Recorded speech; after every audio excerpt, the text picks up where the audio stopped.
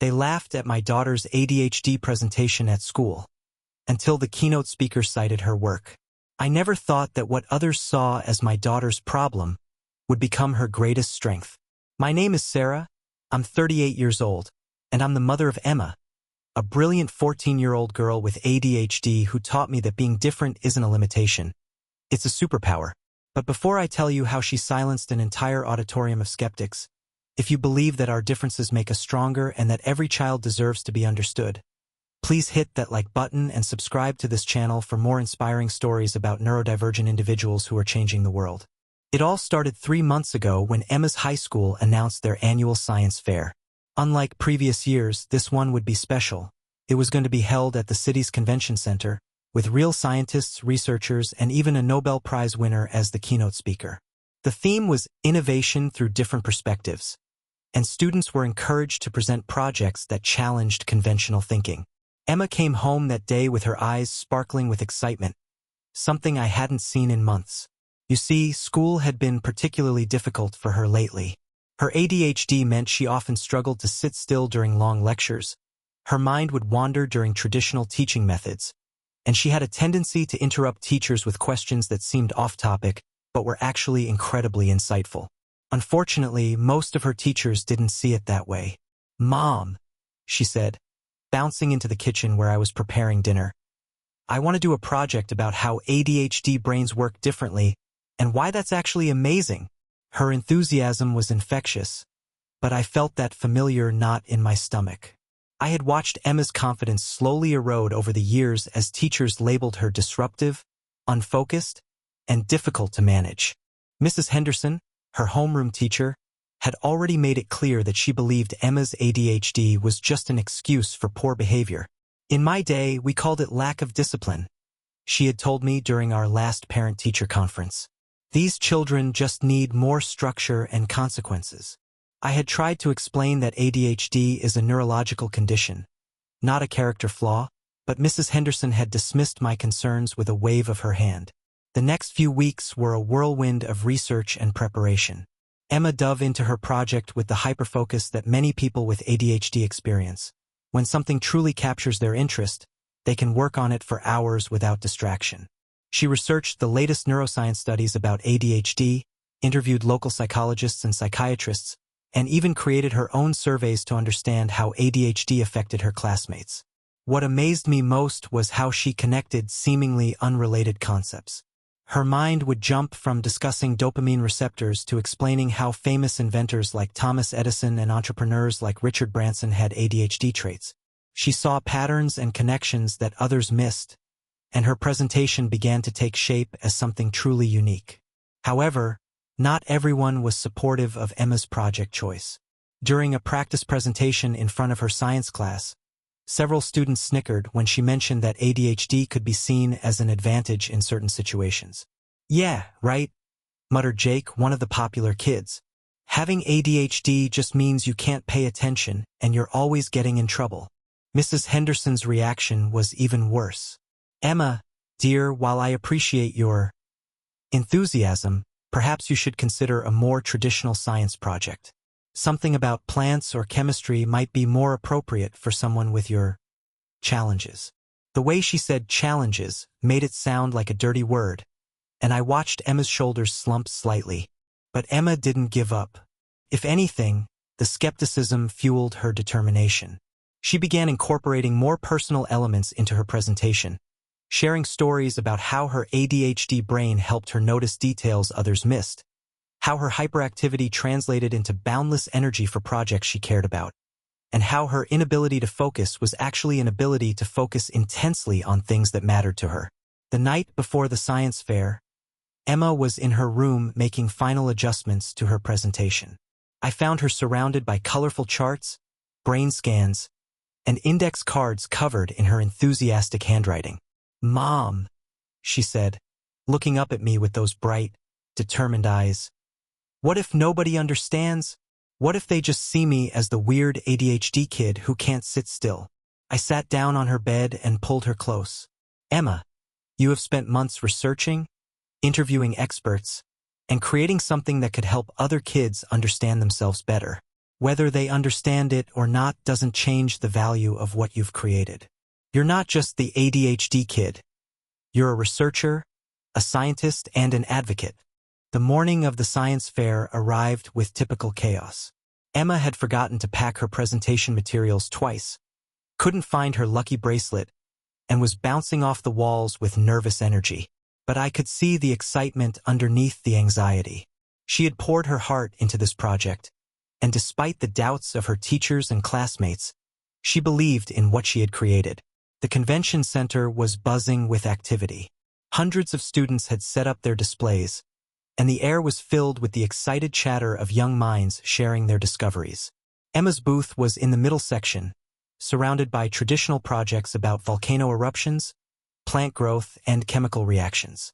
Her colorful display about the ADHD advantage, how different brains drive innovation, stood out like a beacon. As the judging began, I watched from a distance as Emma presented her project to various teachers and judges. Some listened politely but skeptically, others seemed genuinely interested, and a few, including Mrs. Henderson, barely glanced at her display before moving on. I could see Emma's confidence wavering with each dismissive reaction. The worst moment came when a group of Emma's classmates, led by Jake, approached her booth. "So, Emma," Jake said loudly enough for others to hear, "are you saying that being hyperactive and not paying attention is actually a good thing?" His friends laughed, and I saw Emma's face flush red. "It's not about being hyperactive," Emma replied, her voice steady despite the obvious nervousness. "It's about having a brain that processes information differently. People with ADHD often have enhanced creativity, better problem-solving skills in crisis situations, and the ability to hyperfocus on tasks they find engaging." "That sounds like a bunch of excuses to me," sneered another student. "My mom says kids with ADHD just need more discipline and less screen time."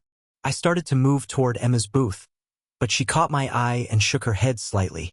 She was handling this herself. "Actually," she continued, "research shows that ADHD brains have differences in the prefrontal cortex and dopamine pathways that affect attention and impulse control. But these same differences can lead to increased creativity, divergent thinking, and the ability to make connections others might miss." The students exchanged glances and walked away, still chuckling. But I noticed that Dr. Martinez, one of the university professors serving as a judge, had been listening to the entire exchange with growing interest. He spent the next 20 minutes at Emma's booth, asking detailed questions about her research and methodology. As the afternoon progressed, it became clear that Emma's project was generating mixed reactions. The traditional science teachers seemed unimpressed, while the younger educators and university professors showed genuine interest. Emma handled each interaction with grace, but I could see the toll it was taking on her. The keynote presentation was scheduled for 4 p.m., and all the students and attendees gathered in the main auditorium. The speaker was Dr. Elena Rodriguez, a renowned neuroscientist who had won the Nobel Prize for her groundbreaking research on neuroplasticity. She was a small woman with kind eyes and a commanding presence that immediately captured the attention of the entire audience. "Ladies and gentlemen, students and educators," Dr. Rodriguez began, "today I want to talk about something that has fascinated me throughout my career, the incredible diversity of human brains and how that diversity drives innovation." She clicked to her first slide, which showed colorful brain scans highlighting different neural pathways. Emma was sitting in the front row with her science class, and I could see her leaning forward with interest. Mrs. Henderson, sitting a few rows back, was checking her phone and looked like she'd rather be anywhere else. "For too long," Dr. Rodriguez continued, "we have pathologized differences in how brains function. We've labeled divergent thinking as disorder, creativity as distraction, and intense focus as obsession. But what if I told you that some of our greatest innovations have come from minds that think differently?" She began sharing stories of famous inventors, scientists, and entrepreneurs who had ADHD, dyslexia, autism, and other neurodivergent conditions. The audience was captivated as she explained how these individuals' disabilities had actually been the source of their greatest strengths. "Just last month," Dr. Rodriguez said, I had the privilege of reviewing a research proposal that challenged everything I thought I knew about ADHD. The proposal wasn't from a seasoned researcher or a graduate student. It was from a 14-year-old girl who had conducted her own study on how ADHD affects cognitive processing and creative problem-solving. My heart stopped. Emma's eyes went wide, and she turned to look at me in the audience. Around her, her classmates were beginning to murmur and look in her direction. This young researcher, Dr. Rodriguez continued, had designed an elegant study that measured reaction times, creative output, and problem-solving approaches in students with and without ADHD. Her findings supported what many of us in the neuroscience community have long suspected, that ADHD brains, while they may struggle with traditional attention tasks, often excel at divergent thinking, rapid ideation, and finding novel solutions to complex problems. The auditorium had gone completely silent. Mrs. Henderson was no longer looking at her phone. She was staring at Emma with an expression of shock and confusion. The methodology was sound, the analysis was thorough, and the implications were profound, Dr. Rodriguez said. This young woman had essentially proven that what we call attention deficit might be better understood as attention diversity. She showed that ADHD brains don't pay attention to less. They pay attention to more, processing multiple streams of information simultaneously. Emma was crying now, but they were tears of joy and validation. The students around her were staring in amazement, and I could see Jake looking particularly stunned. I reached out to this remarkable young researcher, Dr. Rodriguez continued, and discovered that she had conducted this study not just for academic purposes, but because she wanted to help other children understand that their differences weren't deficits, they were gifts. She wanted to show that neurodivergent minds aren't broken. They're beautifully different. Dr. Rodriguez paused and looked directly at Emma. Emma Thompson, would you please stand up? The auditorium erupted in applause as Emma slowly stood up, her face flushed with emotion. Her classmates were applauding. Even Jake was clapping, though he looked embarrassed about his earlier comments. Emma's work is so impressive, Dr. Rodriguez announced, that I've recommended it for publication in the Journal of Adolescent Neurodiversity Research. She has also been invited to present her findings at the International Conference on Neurodivergent Excellence next month. Mrs. Henderson looked like she had seen a ghost. The woman who had dismissed Emma's project as inappropriate was now watching her student receive recognition from a Nobel Prize winner. Other teachers were turning to look at Mrs. Henderson with questioning expressions. As the applause died down, Dr. Rodriguez continued her presentation, but she kept referring back to Emma's research. She explained how Emma's findings supported larger theories about neurodiversity and the importance of recognizing different types of intelligence and processing styles. After the presentation, Emma was surrounded by students, teachers, and judges who wanted to congratulate her and learn more about her project. Dr. Martinez, the university professor, approached her with a big smile. Emma, I've been teaching for 20 years, and your project is one of the most insightful pieces of research I've ever seen from a high school student. Have you considered pursuing neuroscience in college? Even more meaningful to me were the other students who approached Emma, kids who had been struggling in school, who had been told they were difficult or not applying themselves. A quiet girl named Maria whispered to Emma, I have ADHD too, and I never thought it could be a good thing. Thank you for showing me that my brain isn't broken. Mrs. Henderson eventually made her way over to Emma's booth, looking uncomfortable but determined. Emma, she said quietly, I owe you an apology. I clearly didn't understand what you were trying to accomplish with your project. What you've achieved is remarkable. Emma, being the gracious person she is, smiled and said, It's okay, Mrs. Henderson. I understand that ADHD can be hard to understand if you haven't experienced it. But that's exactly why education and research like this is so important. The Science Fair Awards ceremony was almost anticlimactic after Dr. Rodriguez's presentation. Emma won first place in the behavioral sciences category, but more importantly, she had won something far more valuable. Recognition that her differences were strengths, not weaknesses. As we drove home that evening, Emma was quiet for a long time. Finally, she said, Mom, Do you think other kids with ADHD will feel better about themselves if they hear about my project? I think you've already started changing minds, I replied. But more than that, you've shown that when we embrace our differences instead of hiding them, incredible things can happen. Over the following weeks, Emma's research gained even more attention. Local newspapers wrote articles about her work, and she was invited to speak at several schools about neurodiversity and the importance of understanding different learning styles. The Journal of Adolescent Neurodiversity Research published her study, making her one of the youngest people ever to be published in a peer-reviewed scientific journal. But the most meaningful change happened at her own school. Mrs. Henderson approached the administration about implementing new teaching strategies that would better support neurodivergent students.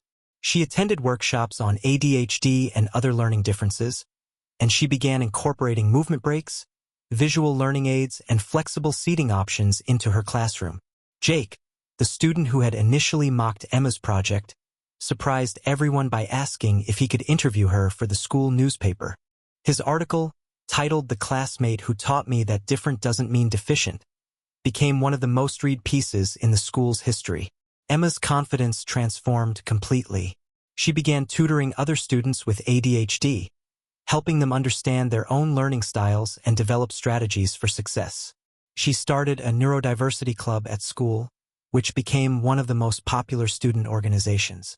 The invitation to present at the International Conference on Neurodivergent Excellence was a dream come true. Emma stood before an audience of researchers, educators, and advocates from around the world, sharing her findings and her personal story.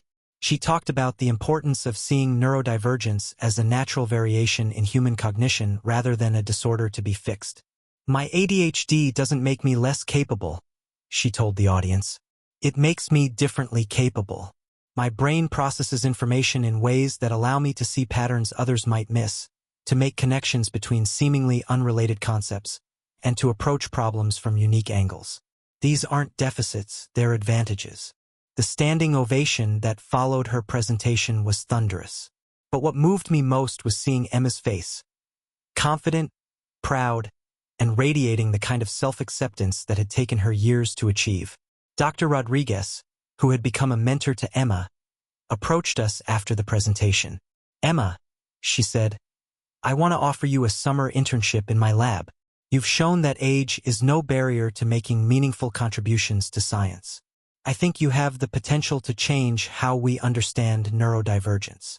As I watched Emma accept this incredible opportunity, I reflected on the journey that had brought us here. Just 6 months earlier, she had been a struggling student whose teachers saw her ADHD as a problem to be managed.